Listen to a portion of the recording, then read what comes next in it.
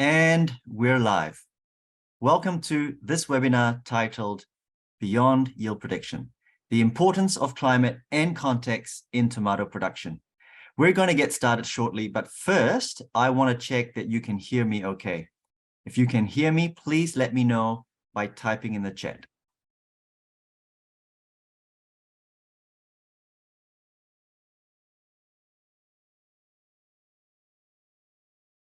Perfect. It looks like the tech is working just fine. So while we wait for the last few attendees, I'll cover some very quick housekeeping. All of you here are in listen-only mode for the duration of this webinar. That means that if your mic is muted, so you do not need to worry about the dogs barking in the background or the children making all that noise. Please put your phone on silent, turn off any notifications or anything that might distract you during this presentation. We have some great information to share and we need your full attention. If you have any questions at any time, please post them in the chat below. We'll try our best to answer them during the Q&A at the end of the presentation. And finally, this webinar is being recorded, so you will receive a link of the replay. So if you need to leave early for any reason, you will still be able to watch the whole thing in your own time.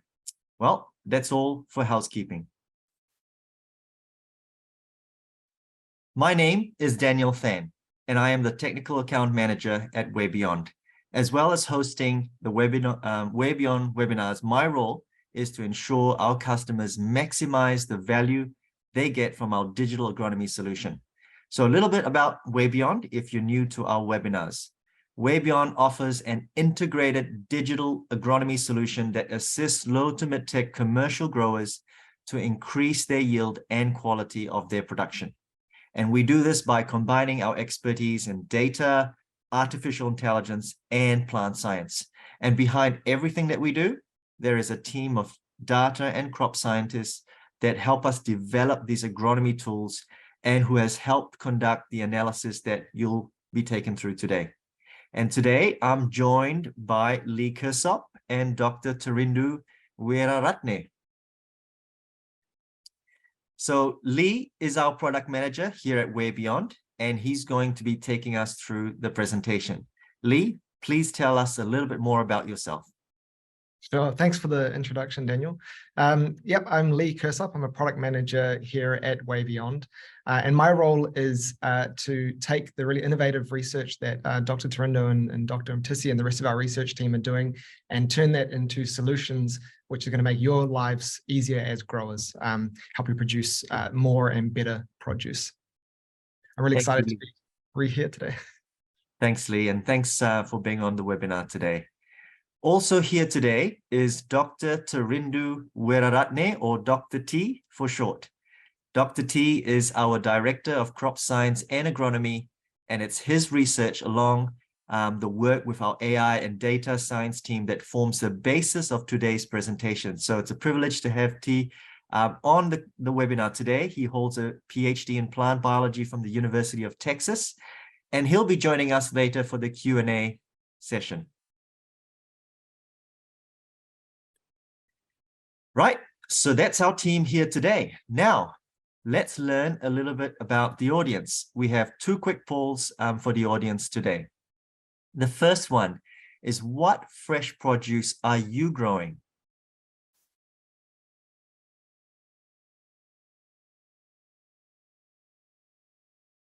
This is a multiple choice. So if you're growing a few, you can check a few.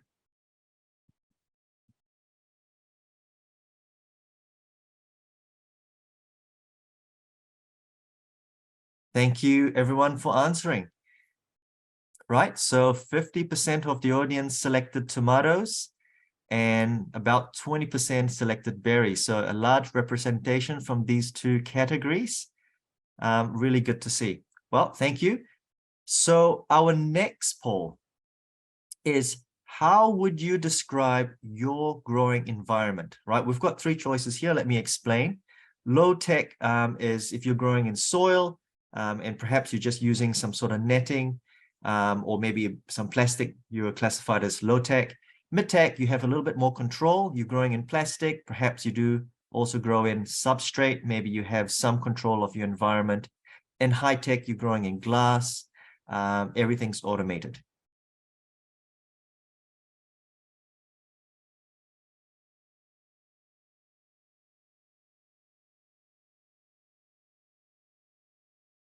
Okay, right. So I think the largest representation here is high tech, and also an equally large representation for mid-tech. Awesome. Really good to know about our audience. All right. Thanks for participating in those polls. Now I'm going to hand over to Lee to take us through the presentation. Lee, what will you be covering today? Thanks, Daniel. Right. So on today's webinar, we're going to cover three things. The first thing we're going to go over is the singular focus on achieving high accuracy yield prediction the right approach? Yield prediction is a really great tool and we're striving for high accuracy. Is that actually the right approach though? Then we're going to go over yield swings, unexpected yields, what are they and what causes them?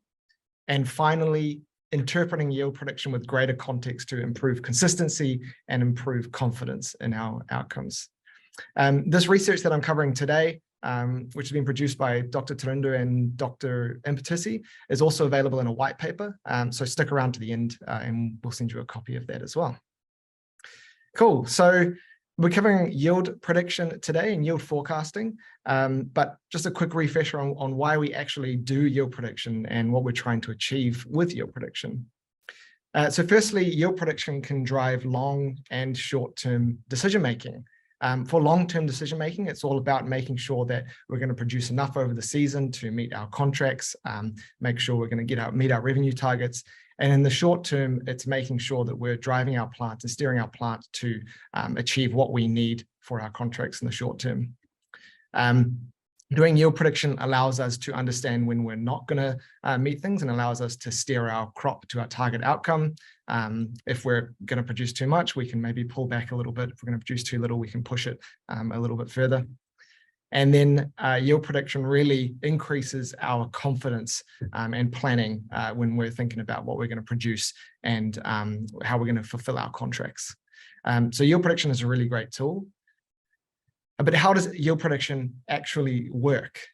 So WayBeyond, we have an AI-based machine learning model. That model uses historical data. It finds patterns within that historical data and uses that to predict what's coming in the future. So in that historical data, there's patterns with your yield, there's patterns with your environment. We can take those patterns, apply it to what's happening currently in the greenhouse and predict what's going to be happening in the future. That's how yield prediction typically works. That's really great, but there are some challenges with that. So firstly, it requires a vast amount of historical data, sort of 2-3+ years of historical data. And that data is not always available. It may be siloed in different places. You may have just planted a new variety, and so you don't have the historical data of that growing, of that variety. Or even for our kind of mid to low tech growers, maybe we haven't been collecting that data for long enough. We're only just starting our digital transformation journey, and so we don't have that data.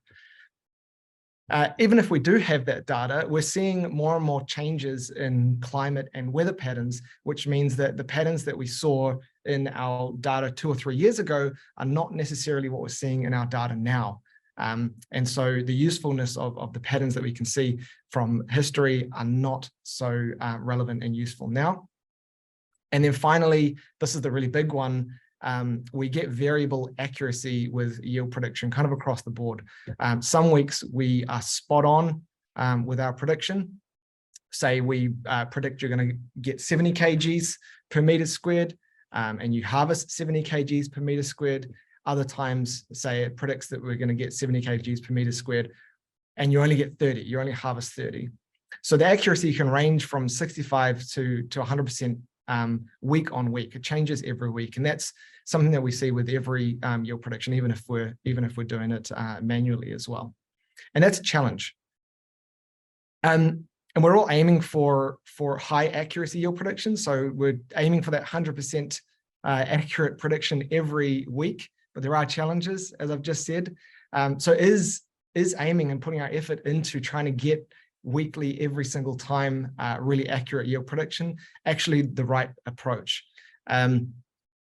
So today in the rest of the presentation, I'm going to take you through the case for a holistic approach to planning and forecasting, where we use yield prediction as one of the tools in our toolbox for our planning, where yield prediction is a really important and really useful tool, but we also consider what's going on in the environment, the plants themselves, and our management practices when we're looking at our production and forecasting. So what we set out to do was, we know that there's variable accuracy week on week, and we set out to understand whether that variable accuracy, what impacts it, what impacts in our yield, and what we see in the harvest that impacts that accuracy. So what you're seeing on screen right now is a typical representation of a full cycle's worth of yield data, where the blue line is your actual yield or your observed harvest. The red dotted line is an approximation of a yield budget and a very loose approximation of a yield prediction 1 week out. And then the red dots are what we're calling yield swings. So yield swings are weeks in which you produce significantly more or significantly less than you expect based on either the prediction or your yield targets. And so again, yield swings are where you produce significantly more or significantly less than you expect. And so the hypothesis is that the more you have these yield swings, the less useful your yield prediction is. And so the researchers here went through 20 cycles worth of tomato harvest data and environment and plant data. They ran yield prediction on all 20 cycles of that data and collected the average accuracy across each cycle. They then grouped it into 3 groups.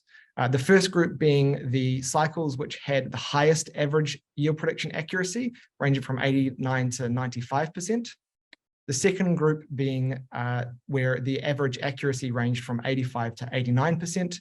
And the final group where the average accuracy across the cycles ranged from 80 to 85%. They then looked at the number of yield swing weeks they had in each of those cycles. And what they found was that the cycles with the lowest yield prediction accuracy had the most yield swings. So what this means is that as the number of yield swings you have, or the number of weeks where you produce significantly more or less, the less accurate and therefore the less useful your yield prediction is. Now that's important for our low to mid-tech growers as well as our high-tech growers. A lot of different factors can influence what causes these yield swings, but it's really important to actually go through and understand and try to find out what those factors are. So the next thing we did was we looked at the 8 weeks before each low yield swing week. So the 8 weeks before a week where we produced significantly less than we expected. And we analyzed what happened within the environment in our greenhouses before each of those low swings. And what we found was that the most common factor in our environment that occurred before one of these low yield swing weeks was low outside night temperature. Now that's really interesting because we grow in a protected environment. We would have thought that outside temperature doesn't have that much effect on our plants that are inside this protected environment. But that is what we saw in the data. That's the most common thing that we found in the data, was that low outside night temperature was correlated with these low swing weeks. The second most common thing that we found was low total light. This one makes a lot of sense. The less light we have, the less the plant has energy and the less it can produce. The third most common factor that we found was low internal day-night temperature difference. So a small difference between your day temperature and your night temperature within the greenhouse. And then finally, low outside day temperature. So low temperature in the daytime and low temperature in the nighttime were strong indicators for risk of having a low swing week. And so it's really important to start understanding what these factors are that increase the risk of having these low swing weeks, because we can start to anticipate and start to understand what the risk of having these swing weeks are. We didn't only look at low swing weeks, we also looked at the 8 weeks before high swing weeks. So that's the 8 weeks of environmental data before we had a week where we produced significantly more than we expected.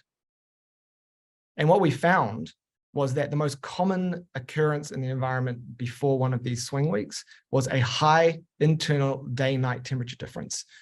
So that is a large difference between the day and the night temperature within our greenhouses. That occurred 23% of the time.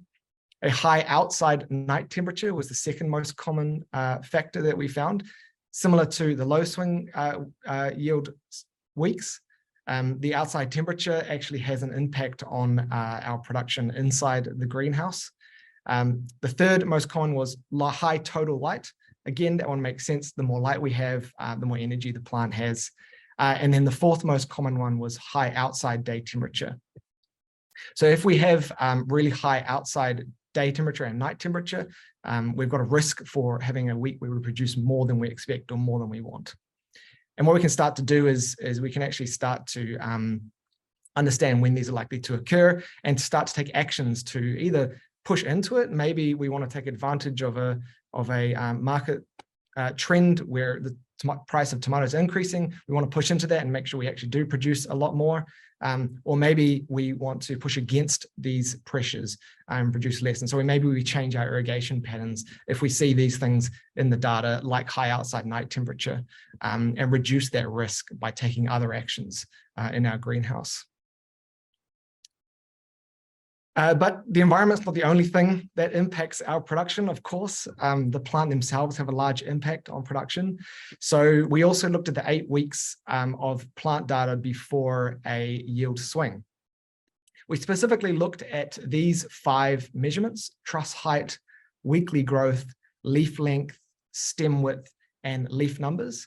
And the reason we looked at those is because it gives us a really good indicator of our plant state, whether it's vegetative, whether it's generative. We ran our proprietary plant balance model across all of these cycles as well in the 8 weeks before a yield swing week. And what we found was that before a low swing week, the plant spent most of its time in a vegetative state. So it spent most of its time spending its energy on growing leaves and strong, healthy stems and roots. And before a high swing week, it's spent the majority of its energy on fruit, of course, being generative, making sure that it's growing fruit. That seems obvious once we've kind of analyzed the data, but it is really good to understand that these are the conditions that our plants are in before these swing weeks. So now if we combine, for example, we've got high outside day temperature and high outside night temperature, and our plant has been in a generative state for the last 8 weeks, then we're starting to understand that we have a really high risk of having a high yield swing week. And we may want to make some changes or make some actions within the greenhouse to push against that or push towards it. So we've talked a lot about data today, a lot about the different things to look out for in the data, but what does this mean for you guys, for the tomato growers in particular? What can we take away and what can we actually do on our farms after today? So the first thing is that yield prediction is more effective when it's supported by relevant local insights. Yield prediction is an amazing tool. It's one that we should continue using, but we should use it alongside the context of what's happening in our environment, what's happening with our plants, to get a more holistic view of our production. Maybe we predict X and we know that there is a lot of pressures on the plants and within the greenhouse that are indicating that we've got a risk of having a really high swing week. Maybe we take some actions to change that and have a lot more confidence in what we're going to produce in the coming weeks. We should reconsider the quest for 95 to 100% yield prediction accuracy and focus on context. Is it worthwhile spending all of our energy on trying to squeeze that last bit of accuracy out of our yield prediction?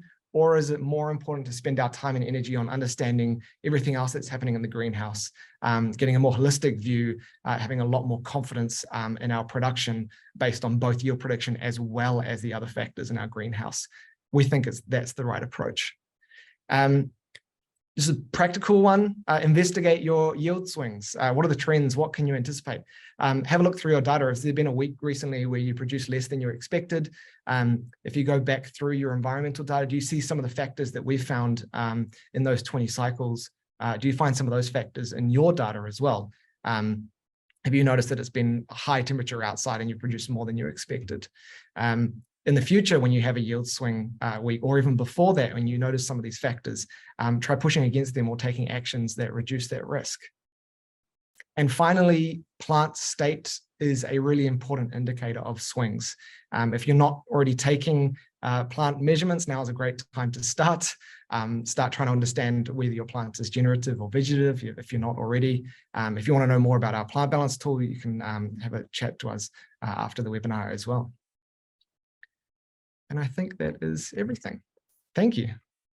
Thank you, Lee. That was a really, really good presentation, and really interesting things that has come out of that study. Some of the things that we expected and some that we did not expect. So very interesting study. Right. So just before we go to our Q&A session, I'd love to run another couple of polls with the audience. And the first poll is, how are you conducting your prediction at the moment? Are you using an external consultant? Do you have your own in-house expertise? Or maybe you're not conducting your prediction. Or if there is any other answer to that, you can answer other.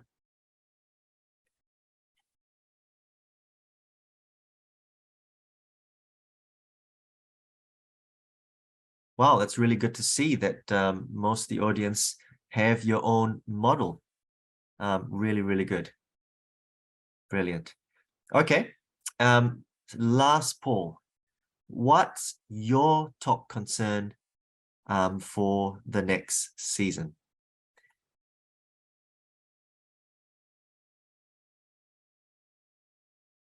If you had to rank one concern, what would it be?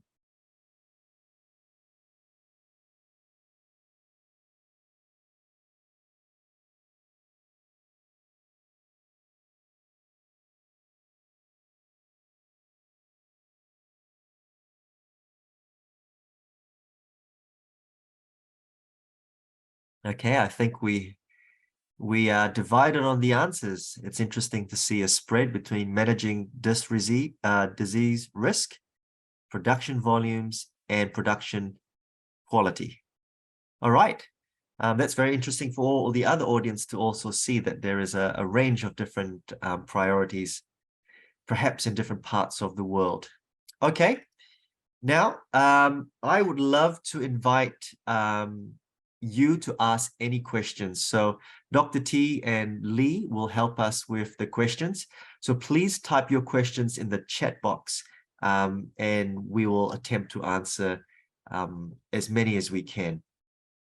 And while you're doing that, I have a few questions to kick off the Q&A session. So gentlemen, in your study, some of the common patterns before a swing were inside climate conditions. Is this vital to measure to understand the swings? Yeah, Daniel, I can answer that question. Thanks. The answer is yes, because the inside environment is the most closest to the plant, and that's the one that affects plant growth and development closely. And you saw in those charts, primarily temperature, humidity, and light are main factors driving either high yields or low yield, or causing high yields or low yields. So yeah, measuring inside environment is quite critical to understanding what's going on and what is going to happen with the expected yield. Awesome. Thanks very much, Dr. T. I've got a question perhaps for Lee. How would I, as a grower, conduct a similar study for my operation to understand the conditions that lead to swings? Sure, maybe actually T is probably a better person to answer this one. Right. Sure. It is very important to understand the nature of a crop cycle. So what we recommend is a good start would be to study a crop cycle which involves measuring climate and plant parameters over a cycle, and then collecting other things like yield. And then that's a good start to start analyzing those crop cycle and analyzing what are the impacts of certain parameters that is causing swings. And let's say if you change the variety of tomatoes, or if you change the substrate, and if you change certain infrastructure in your operation, and that would be another opportunity to study another crop cycle to understand swings. Thank you. Thank you very much. Now, to some questions from the audience. We have a question from Roger. And the question is, do you consider ripening speed and fruit load? 8 weeks is not always the fruit's developing period. Let me read the question again.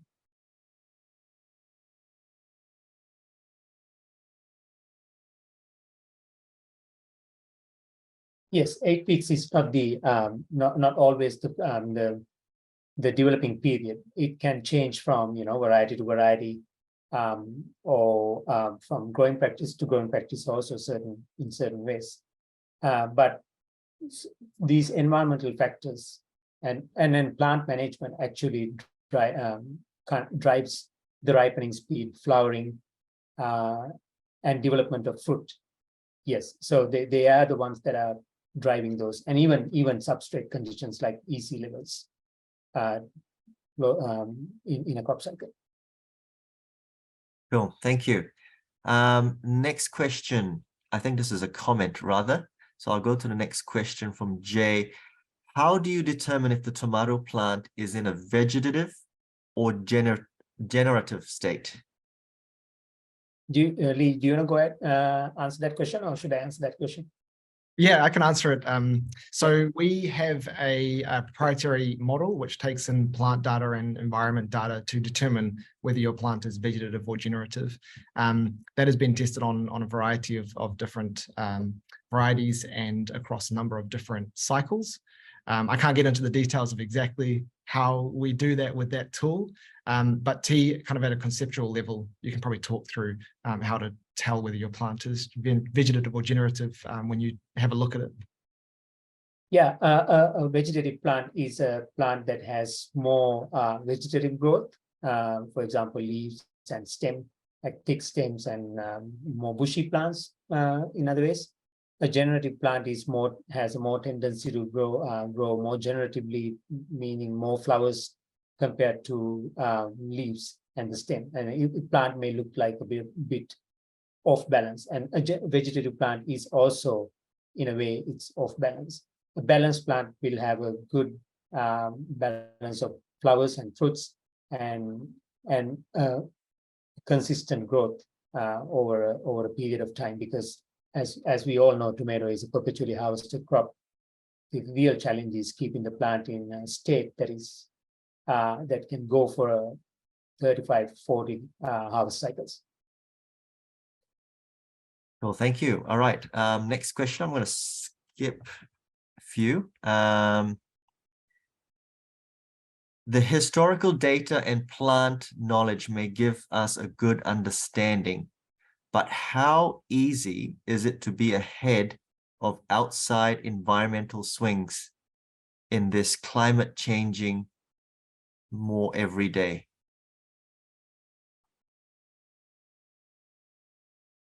Sure, I can. Yeah, you can answer that. Yeah. So the reason we looked at the 8 weeks prior to a yield swing is that often we see the effect of climate on our plants in a few weeks in terms of the production effect. And so if we're keeping an eye on what's going on outside and inside of our greenhouses in terms of environments, we can get an understanding of what the risk of those production swings are. And if we're seeing a risk of a production swing, then we can take other actions, for example, changing our irrigation practices potentially to push against those swings. So it is about observing and then taking action. Climate is changing more and more every day, but we know the typical effects of of the climate on the production. And so even if it's getting a little bit more variable overall, we can still take action based on what's happening in and outside of our greenhouse. I want to add one thing also to that question is that we know when we know that outside environment, for example, temperature has an effect, and then we can start thinking about infrastructure improvement we have to do, or what can we do to mitigate that from a control perspective inside the greenhouse. And so that's also an important, like Lee said, the outside environmental factors, although we can't change them, we can start thinking about what we can do to the plant or the environment inside to reduce that effect. And when you start understanding the effects over a period of time, then you will have some answers to those questions. Cool, thank you. The next question: what factors contribute to the variation in tomato production between different regions and different countries? Is it the same factors or are there different factors between regions? Yeah, so the research that we've done to date has been using data from tomato production across regions. We haven't yet done analysis on inter-region differences in tomato production. We've done it across all of the factors and got sort of more of an average view of the different factors and how they affect it. I'm sure there will be differences in different regions, but at a general level, we can take some of the insights that we've found and put those into practice. That's probably something that we'll do next, actually. It's a good question. Good question. Thank you. Next question, could you please explain, what high and low temperature and the difference in day and night is in your presentation? I'm assuming you please clarify. Yep. Tia, I'm not sure if you have it in your notes exactly what the thresholds were for high and low temperature. Day and night, I think it was from day was 6 a.m. to 8 p.m. in the relevant region, because we used it from, we got data from different regions, of course. That detail might be in the white paper, but please feel free to contact us afterwards and we can go into a bit more detail with you and go through the research. Definitely happy to do that as well. Yeah, and high low temperatures varies with the varieties also, and also, but we can also look at from a general perspective. Day-night differences we are looking at, like Lee said, average day-night temperature differences, which usually drives the partly generative vegetative behavior in a plant too, such as flowering. Thank you. From the audience, there's actually a couple of questions that are not related to tomatoes. I might just skip those questions. No offense, guys, but we'll maybe try and focus on some of the questions relating to the study. If we will attempt to maybe email you some of the answers after this webinar. I have a question here saying, we hear of some measuring stem swelling according to water uptake. Should nutrients level be reduced? Oh, actually, that's probably not even relating to the study. Sorry, we'll answer that question after the webinar. If there's no more questions, there is a blog post that Phil has actually dropped into the chat, which might be useful for people wanting to know a little bit more about plant balance. Okay, I think that's all the questions we have for today. Perfect. Okay, next slide, please. So, to wrap up, today we discussed why we think that a singular focus on high yield prediction is not the best approach.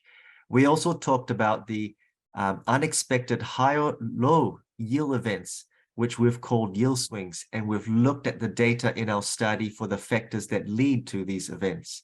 And finally, we offered some pointers to help you investigate your yield swings and to mitigate their impact.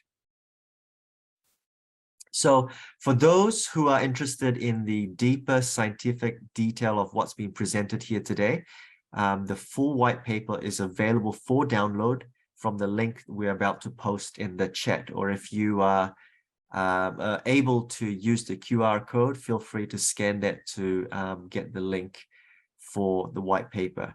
Now, the white paper study was done by Dr. Impetisi Moyo and Dr. T, who's on the webinar here today.